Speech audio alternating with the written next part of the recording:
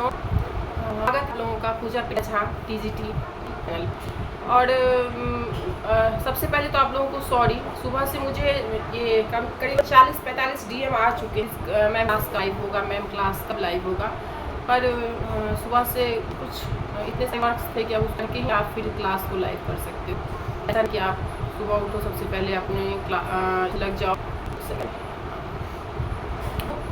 जो भी करमचंद रामपुर बलरा के स्टूडेंट होंगे 9th 11th 12th, ये चारों 11th 12th के वो जो साइंस से हों या आर्ट्स से हों, हिंदी सबों के लिए कंपलसरी है और हिंदी में पास करना वो के लिए मस्ट है। तो 9th 10th 11th 12th के जो भी बच्चे, चाहे वो साइंस से हो या फिर आर्ट्स से हो, वो सारे इस सेशन को ज्वाइन करें।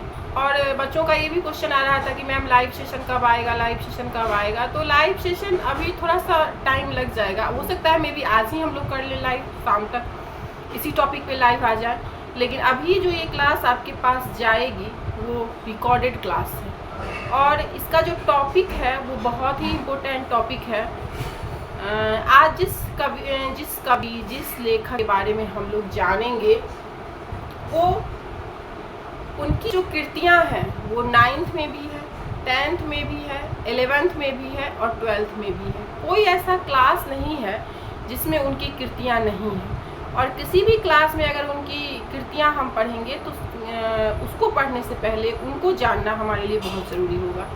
तो इसलिए मैंने आज एक ऐसा टॉपिक चुना है जिससे सारे बच्चे लाभान्वित होंगे, चाहे वो 9th के हों, चाहे 10th के हों, चाहे 11th के हों या फिर 12th के हों। तो इसीलिए आप सबों से अनुरोध है कि आप इस सेशन को ज्वाइन करें और ज्वाइन ही ना करें, ज़्यादा से ज़्यादा आप इस सेशन को शेयर करें ताकि ये चीज़ करमचंद बलरा के बच्चों के पास ही ना रहे।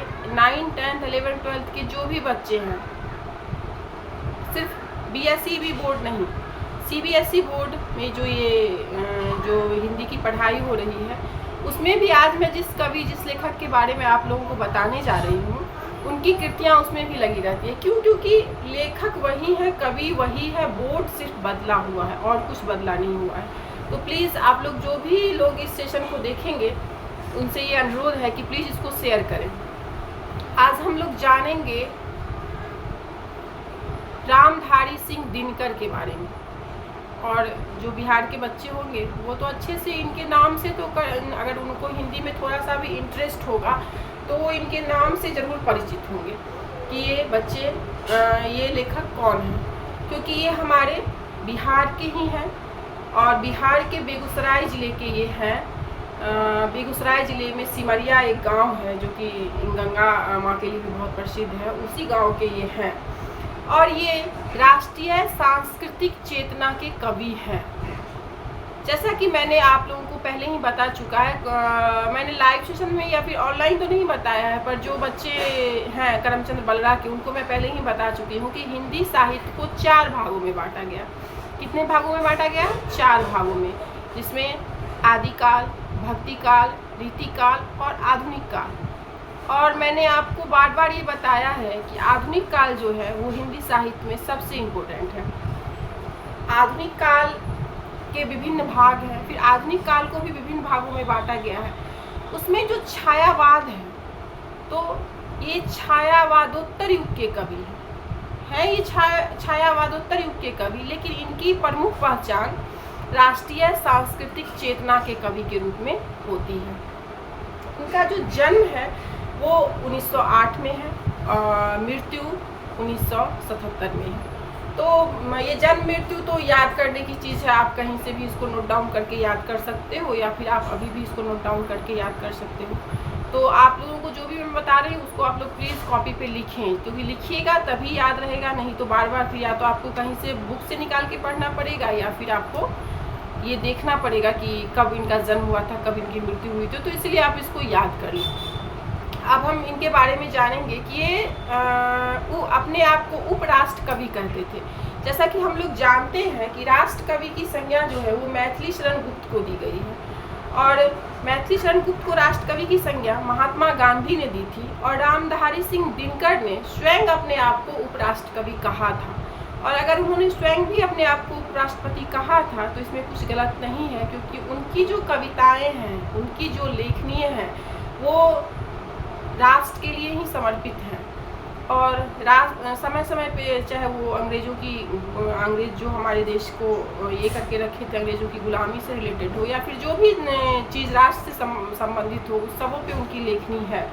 तो इसलिए उन्होंने अपने आप को उपराष्ट्र कवि कहा था। तो ये क्वेश्चन आ सकता है कि उपराष्ट्र कवि कौन है, तो आप बोल सकते हैं रामधारी सिंह दिनकर। और राष्ट्र कवि मैथिली शरण गुप्त, वो तो बहुत ज़्यादा उनके बारे में तो मतलब वो राष्ट्र कवि कहलाते हैं मैथिली शरण गुप्त, ये तो लगभग सभी को पता ही होगा। अब इस सेशन को आगे बढ़ाते हुए ज़्यादा लंबा सेशन हम लोग नहीं करेंगे, छोटा सा शॉर्ट उनका परिचय देंगे। और जब कल नहीं परसों की जो क्लास होगी हमारी ये ऑफलाइन में, तो मैं आज का जो भी टॉपिक है, जो भी मैंने दिनकर के बारे में बताया है, वो मैं आपसे पूछूंगी। तो आप इस सेशन को बहुत ही ध्यान से देखिए और इसको शेयर कीजिए। सबसे पहली बात मैंने क्या बताई, उनका जन्म 1908 में हुआ था, मृत्यु 1977 में हुई थी। वो बेगूसराय जिले के सिमरिया गांव के रहने वाले थे और वो उपराष्ट्र कवि, हिंदी साहित्य में वो उपराष्ट्र कवि कहलाते हैं। हिंदी साहित्य को 4 भागों में बांटा गया है, आदिकाल, भक्तिकाल, रीतिकाल और आधुनिक काल। और रामधारी सिंह दिनकर आधुनिक काल के कवि थे, राष्ट्रीय सांस्कृतिक चेतना धारा के भी कवि थे। इतनी चीज़ें आप लोगों को कॉपी पे लिख लेनी है। अगर आप लोगों को लग रहा है कि वीडियो थोड़ा ज़्यादा सा फास्ट है, तो आप वहाँ पे ये म्यूट करके आप उसको वीडियो को वहाँ पे रोक के उसको सुन के लिख के फिर आप आगे बढ़ो। और अब इसमें आगे चलते हैं कि ये जो थे, मतलब इनकी जो प्रगतिवादी चेतना के बारे में ये बहुत लिखते थे। मतलब रामधारी सिंह दिनकर को समय सूर्य तथा अधैर्य का कवि भी कहा जाता था। अधैर्य का कवि इसलिए इनको कहा जाता था कि इनकी रचनाएं जो थी बहुत ओजस्वी रचनाएं, वीरता से भरी हुई रचनाएं, मतलब कुछ कर गुजरने, जो आपके अंदर एक ऐसा उत्साह भर दे कि आप कुछ कर गुजरने के बारे में सोचिए, ऐसी इनकी रचनाएं थी। और इनकी रचनाएं जो थी वो ज़्यादातर यथार्थवाद से जुड़ी हुई थी। जैसा कि हम लोग जानते हैं कि हिंदी की रचनाएं जो होती है वो विभिन्न श्रेणियों में होती है। जनरली रचनाएं आदर्शवाद, यथार्थवाद, वैसे तो बहुत सारी श्रेणियां हैं, लेकिन जनरली आदर्शवाद या यथार्थवाद की रचनाएं होती है। तो आदर्शवाद जो होना चाहिए, यथार्थवाद जो हो रहा है, तो इनकी रचनाएं हमेशा यथार्थवाद को छूती थी। वो बताते थे कि भले ही कितनी भी आप आदर्शवादी बातें कर ले, लेकिन यथार्थ में ये समाज इस पे चल रहा है। तो ये ऐसी इनकी रचनाएं होती थी। और जैसे कि और इनकी रचनाओं में कितना ओज भरा हुआ था, वो इनके आप कुछ पंक्तियां अगर देखेंगे उससे आपको पता चलेगा। और संस्कृति, इनकी बहुत सारी रचनाएं हैं, रेणुका, हुंकार, रसीम रथी, हारे को हरिनाम, संस्कृति के 4 अध्याय, उर्वशी, और भी बहुत सारी रचनाएं हैं जिसको आप लोग नोट डाउन कर सकते हैं। लेकिन ये जो बहुत इम्पोर्टेंट रचनाएं हैं वो मैं आप लोगों के सामने डाल रही हूँ, जिसमें कि ये जो है क्या संस्कृति के 4 अध्याय, इस पे उन्हें साहित्य अकादमी पुरस्कार मिला हुआ है और उर्वशी पे उनको ज्ञानपीठ पुरस्कार मिला हुआ है। तो आज के लिए जो नोट डाउन करने के लिए आपके पास टॉपिक है, सबसे पहले रामधारी सिंह दिनकर कौन थे, उनका जन्म कहाँ हुआ था, उनकी मृत्यु कब हुई थी, वो किस धारा के कवि थे, हिंदी साहित्य को कितने भागों में बांटा गया है और वो किस तरह की रचनाएं लिखते थे, ये आपका कल या परसों के क्लास में मैं इस पे बात करूँगी। और तो ये आप सब अपनी कॉपी पे लिख लें, जो भी बच्चे इस सेशन को देख रहे हैं वो अपनी कॉपी पे इसको लिख लेंगे। अब मैंने पहले ही कहा है कि बहुत ओजस्वी कवि थे, बहुत इनकी रचनाओं में बहुत तेज़ होता था। तो इनकी 4 पंक्तियां अगर अभी मैं आपको सुनाऊं तो आपको लगेगा कि इनकी रचनाओं में कितना तेज़ होता था।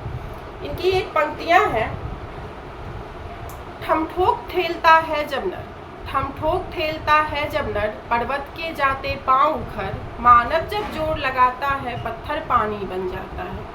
ये जो इनकी मतलब इस पंक्तियों को आप ध्यान से अगर सुनिए, ठमठोक ठेलता है जब नर, पर्वत के जाते पांव उखर, मानव जब जोर लगाता है पत्थर पानी बन जाता है। यानी अगर आप किसी चीज़ को करना चाह रहे हैं, आप किसी चीज़ को करने के लिए प्रयत्नशील हैं, तो उससे आपको कोई रोक नहीं सकता है।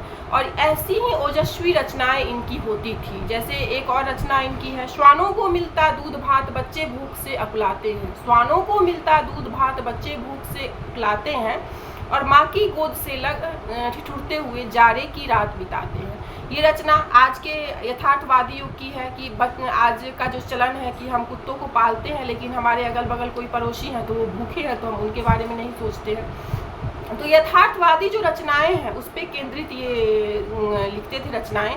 और ये हिंदी साहित्य के लिए बहुत ही प्रमुख कवि के रूप में इनकी पहचान है। ऐसे ही हर एक दिन हम लोग एक एक कवि का परिचय पढ़ेंगे, फिर उनकी कुछ कृतियों का उल्लेख करेंगे, फिर उनके क्लास से रिलेटेड 9, 10, 11, 12 ये चारों क्लास से रिलेटेड जो भी उनकी कृतियाँ हैं उसको हम लोग यहाँ पे पढ़ेंगे।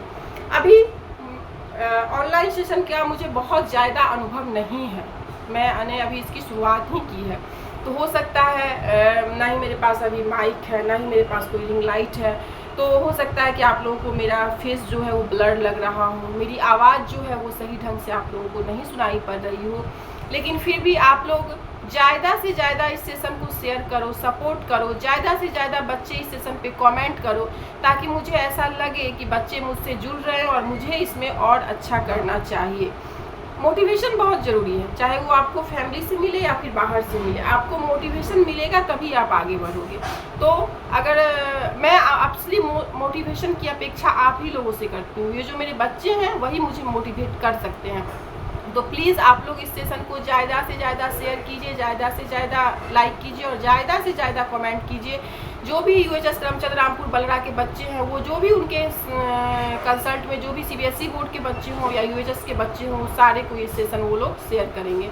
तो प्लीज़ आप लोग ऐसा करें और सेशन ये ज़्यादा लंबा वीडियो ना हो जाए, लेकिन पढ़ाई का वीडियो लंबा होगा ही। आपको अगर एक क्लास भी होता है तो वो 45 मिनट्स का होता है, 5 मिनट में आप किसी टॉपिक को डिटेल नहीं कर सकते हो।